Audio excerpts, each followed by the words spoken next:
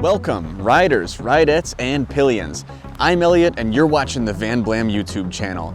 This is a 2021 Triumph Street Triple R, a sport bike that needs almost no introduction. With its 765cc inline triple engine and supreme handling characteristics, it offers performance unparalleled in the middleweight naked class. But people who own street triples seem to love them for a lot more than just going fast.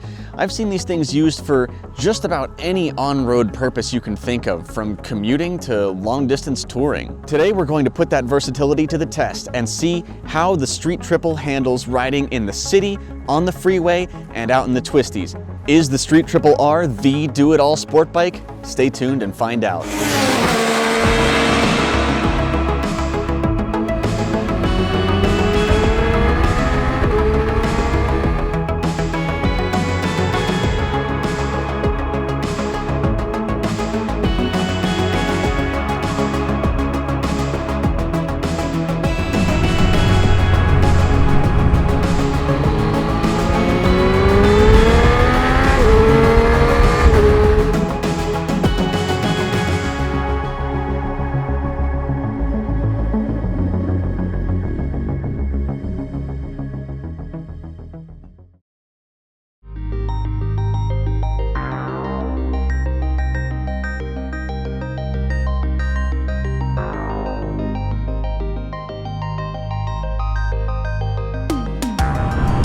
Welcome everyone to Washington, D.C., the nation's capital of sweating and blocking the box.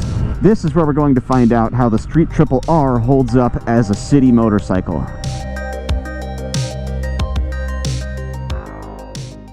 So one of the things that a motorcycle needs to be good at in the city is just starting and stopping a lot. Sitting in stop and go traffic, getting up to maybe 25 miles an hour and then stopping again. And on the Street Triple, it's not half bad. It's got that little bit of torque down low. Pretty much below 6,000 RPM is all you need in normal city traffic. Oh, all right, come right on over. Well, I am just gonna filter past you. Thank you very much. This bike, of course, has outstanding brakes along with ABS, which is really important to have in the city when somebody could stop short on you at any second. The other thing I'm finding is that when riding at city speeds, the quick shifter isn't really much use. It works best when used in anger, like at least half throttle and at least 5,000 or 6,000 RPM, and we're just not getting into that territory here, so I'm doing all my shifting the old-fashioned way. Don't mind if I do. One of my favorite things about Washington, D.C., which not a lot of people are aware of, is that filtering or lane splitting is not explicitly illegal here. For some reason, most Americans think you can only do that in California. Just slip around that crap. Yeah, riding this in the city, you are going to want to put that agility to use and avoid hitting potholes with this stiff suspension. Sitting here at a stoplight in direct sunlight, I am really appreciating that this bike doesn't seem to get all that hot. I mean, it is, relatively small. It's only a 765. My personal 1200 feels like it's cooking me when I sit around in these conditions.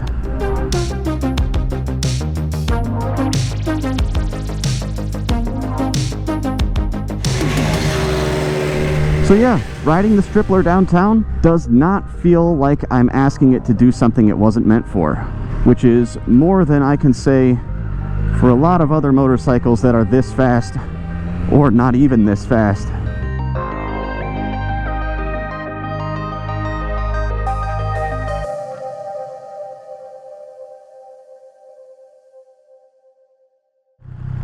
While we're stopped here getting gas, I want to take a minute to talk about Riders Share, the service that I used to rent this Street Triple R for the weekend. Riders Share is a peer-to-peer motorcycle rental service, so you're renting from private owners just like you and me. Only premium for the Street Triple. Prices are way better than any of the traditional rental outfits, and the selection of bikes is also far superior.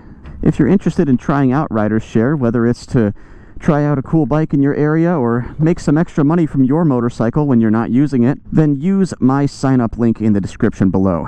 If you do, then we both get a $50 credit. That's a cheaper first rental for you, and that's credit that I can use to rent bikes in the future and make more videos for this channel. A win-win if you ask me.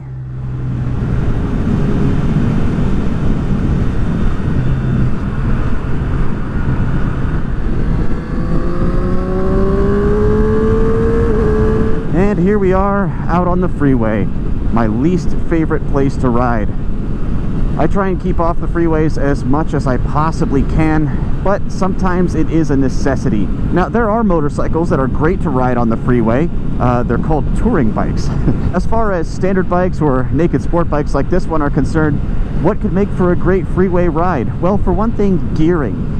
If you're going to be plodding along on the highway for hours at a time, you don't want the revs to be screaming in your face the whole time. You want your RPMs to sit fairly low at cruising speed.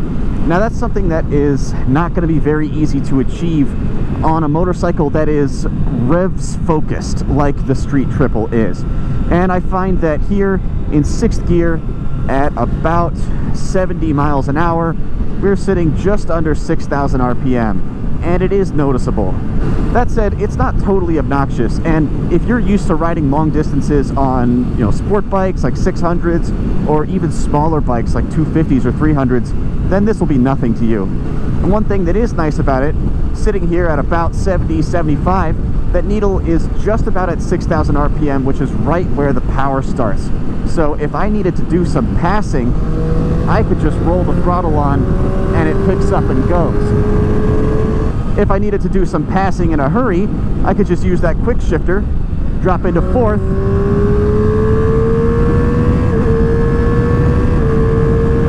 and it takes off even faster. Now, if you're trying to chase down somebody who's riding like a super bike or a Hayabusa or something, they're going to outrun you. The Street Triple is not going to bust power wheelies at 110. But if you do need to spend a while on the highway from time to time, as most riders do, the Street Triple is going to handle it fine. Now, to answer a couple questions that I know some of you guys are going to ask, no, this motorcycle does not have cruise control, and it is not available as an option from Triumph. As far as I'm aware, even stepping up to the Street Triple RS doesn't get you cruise control. The other thing people are going to wonder about is wind blast. Now, I am the wrong person to ask about wind blast because I personally don't find it bothersome at all on any motorcycle. Do I notice it? Yeah, but I almost never find myself wishing that I had a windscreen. I think there are some small screens available for this motorcycle, and also I think the little cowling here in front of the dash does a little bit to deflect the wind. Lastly, before we move on, according to the trip computer here, at 70 miles an hour in 6th gear, our fuel economy is about 46. It's kind of fluctuating around the upper 40s.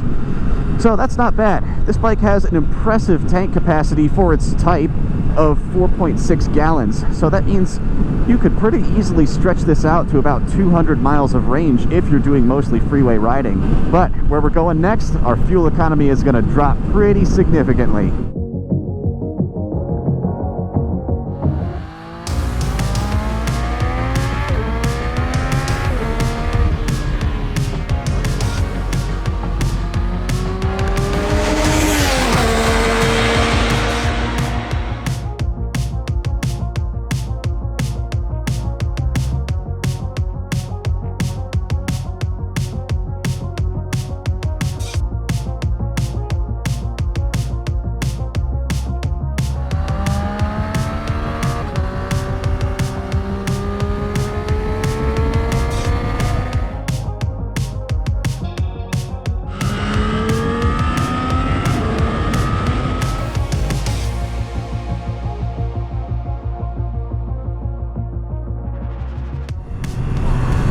Welcome to Route 33, one of the finest twisty mountain roads in all of Virginia, or West Virginia for that matter. It does cross over the border.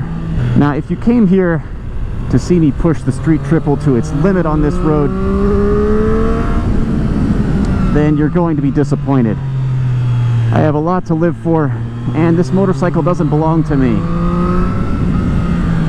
And also, I'm just not that fast of a rider, and I'm not afraid to admit it.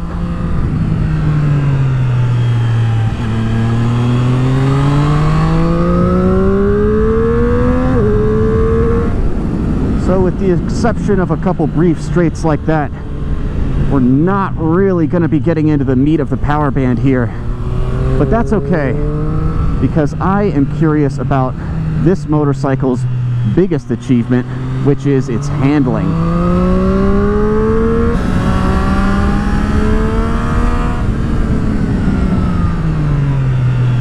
I gotta say, it's pretty wonderful so far.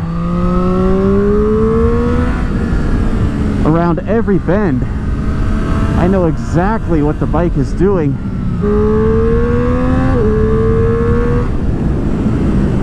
Whew. And we've hit a little bit of traffic. The bike is so composed through these corners. You just draw your line with your eyes and the bike locks into it almost automatically. The steering, I mean, it's practically weightless. The bike just wants to be flicked around. I can't think of any other motorcycle with this amount of power that steers with this little effort. And as we get onto the West Virginia side going downhill, this is where these brakes really shine. Now the Street Triple RS, which sits one notch above this one in the lineup, gets Brembo M50s on the front. But that is not that big of a step up from what is on this R model. These are also a Brembo unit. I think it's like the M241 or something. I'll put it on the screen. And like the M50s that are on the Street Triple RS, these are also a radially mounted monoblock on a 310mm disc. Yeah, they stopped this thing fast. It does dive a little bit under braking, but I think that's something I might be able to dial out if I were to fine-tune that front suspension, which is adjustable. Let's turn around and go back over the hill.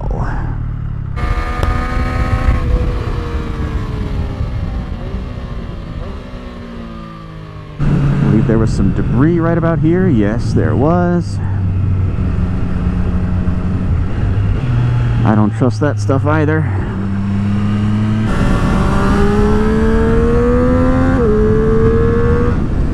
The pace on the West Virginia side is much quicker, so it's taking a little bit more of my concentration.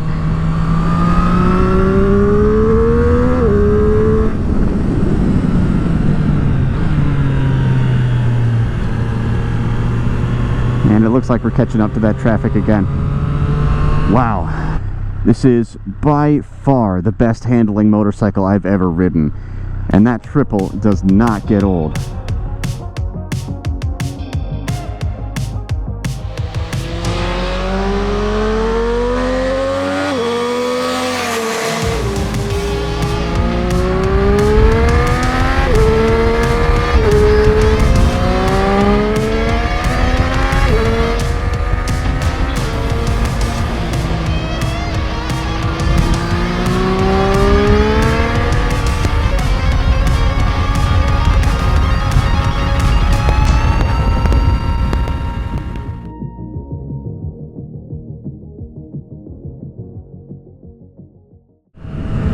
Well guys, I think that just about wraps up riding the Street Triple R in the twisties. There are of course many more ways and places that you can ride a street bike other than just the city, the freeway, and the mountains. Now while those were the only three things that I was able to evaluate this weekend, I am going to spend the last few minutes of this video going kind of rapid fire through as many other uses of the Street Triple as I can think of and give you my thoughts on how it might fare. Of course you could do track days on this. Actually, I wouldn't even say you could do track days on this. You should do track days on this. That is where this bike was born and bred and belongs. That is, after all, the Moto 2 765 triple engine. Triumph manufactures those engines and distributes them to the Moto 2 constructors to put in all the different bikes competing. And I have actually seen a lot of street triples on the track. I would love to take this thing to Summit Point or VIR or something and just indulge in that super sharp handling and that top end rush. Yeah, definitely a great pick to take to the track. The two crucial traits of a good touring motorcycle are long-range comfort and luggage capacity. I've ridden this bike a little over 300 miles today alone, and I have been amazed at how comfortable it is, especially given that it's a sport bike. Normally my butt is my weakest link comfort-wise. On my bike, my Speed Twin, usually starts to hurt pretty bad around the 200-mile mark, but I actually feel quite alright right now. And I think that has a lot to do with this very, very cushy saddle. That's especially remarkable when you remember that this has a pretty stiff, sporty suspension. I did start to notice some vibrations in my hands and feet, but not enough to really be bothersome. Taller people may find the foot pegs to be just a little bit too crouched for long stretches on the highway, and people who are sensitive to wind blast will, of course, want to add a small windscreen on the front. As far as luggage goes, I sort of test-fitted my SW Motec Blaze saddlebags, which I use on my Speed Twin, on this Street Triple. The way those bags work is it's a universal pair of bags, but then the brackets that support them are tailored to each individual model of motorcycle. I thought they looked pretty good on this bike. Honestly, they're better suited to this than they are to my Bonneville, and they have a capacity of up to 42 liters, and I've taken trips of, I guess, about 7 or 8 days with just those bags. I'm sure there's other luggage options out there too for the Street Triple, but there is at least one that I can say for sure works very well. My favorite thing about it is that the bracket arms that support the bags are quick detachable, so you leave the bike looking totally clean even when you're not traveling with luggage, which is something that I think is important on a bike this attractive. Now, I know some of you are wondering about passenger accommodations. Unfortunately, Coda was not available today to help me test that, but honestly, I'm not sure I would have really wanted to. Like most sport bikes, the pillion comfort on the Street Triple was an afterthought. There's nothing to hold on to. The seat back here is very small, although it is nice and squishy, I'll give it that. I think the Street Triple's biggest asset when it comes to two-up riding is the fact that, unlike four-cylinder motorcycles of comparable displacement, this triple actually has a little bit of torque down low, so you wouldn't have to be winding the revs out just to take off from a stop. You wouldn't feel completely bogged down with the extra weight of a passenger, although I'm sure you would notice it. Would you and your date have a great time riding around on this? I kind of doubt it, but you'd have a better time than you would if you were to do it on, say, a 600 Super Sport or a motorcycle that was smaller than this one. Lastly, I know someone is going to ask me if this would make a good first motorcycle, and my short answer to that is no. Even if you could get one of these and stay safe on it and survive, I still think that you're better served by starting out on a smaller motorcycle, a slower motorcycle, 250, 300, something like that. I think that if you ride something smaller for a year and then upgrade to a Street Triple, you will be a much better rider for having done that. That said, I am sure that at least one person watching this will not listen to me and will buy one of these as their first motorcycle if they haven't already, and those people are probably going to be fine. The set of onboard electronics here is very, very competent. The traction control, the ABS, and I think with the nice balanced way that a triple makes its power, you know, it's not too torquey and twitchy down low, but it's also not going to take off like a missile as soon as you pass a certain RPM. I think that an inexperienced rider would be less likely to be caught off guard. So is it a good first bike? Not exactly. Is it a relatively good first bike for someone who's going to ignore conventional wisdom and buy it anyway? Yes.